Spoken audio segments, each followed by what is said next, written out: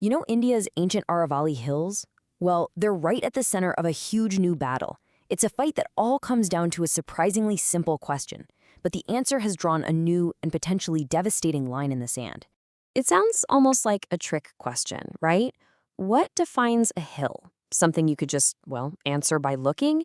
But what if I told you that the answer could literally determine the fate of an entire ecosystem? Because in India, that's exactly what's happening.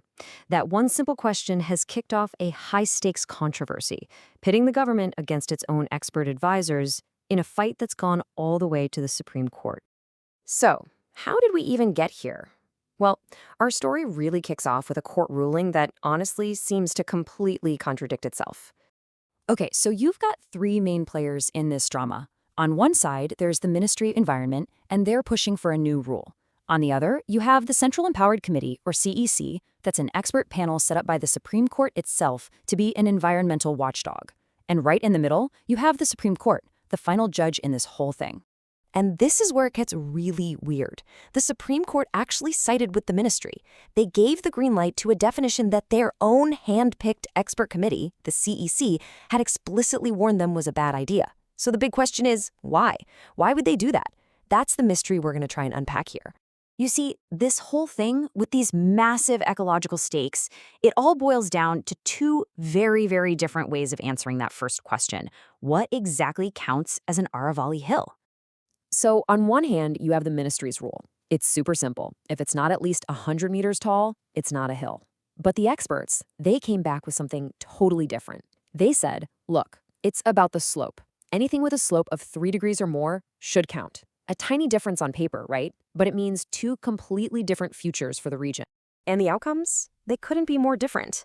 The ministry's 100-meter rule basically throws the doors wide open for mining on thousands of smaller hills.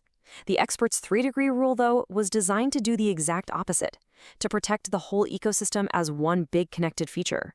So one definition carves it up, the other one tries to keep it whole. Okay, but what's truly shocking here is just how fast this all went down.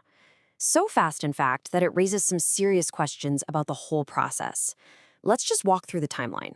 Just look at this. The ministry submits its proposal on October 13th. The very next day, the court's own expert panel writes a letter objecting to it. But it seems like it didn't even matter. A little over a month later, bam, the court approves the ministry's rule anyway. All right, so this begs the question. What exactly did the court know? I mean, were they aware of just how strongly their own advisors were pushing back? Well, when you look at the record, the warnings couldn't have been more clear. And this, right here, this is a bombshell. In that letter, the chairman of the expert committee basically says that the ministry's claim of having expert support was, misleading.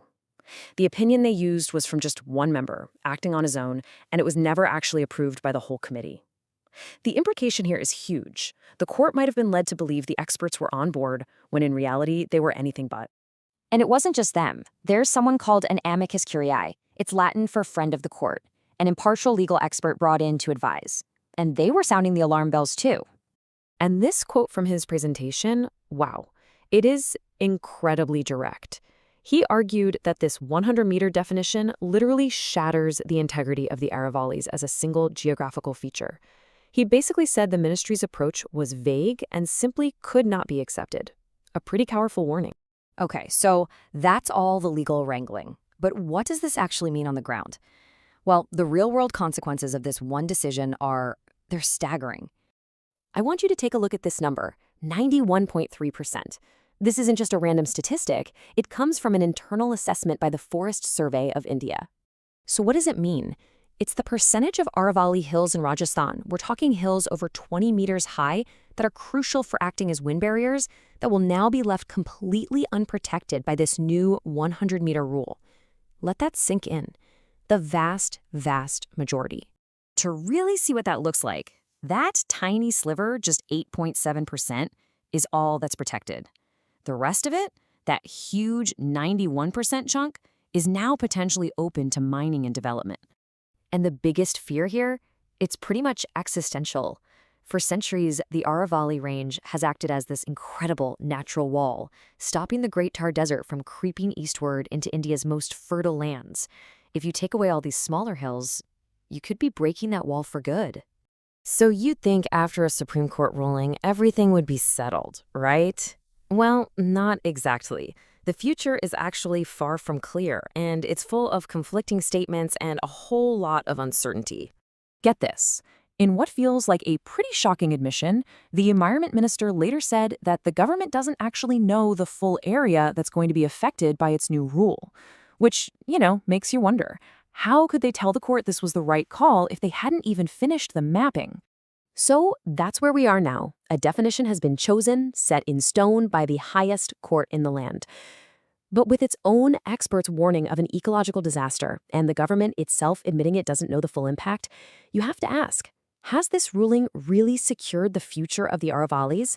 Or has it just drawn a new line in the sand, inviting the desert to cross?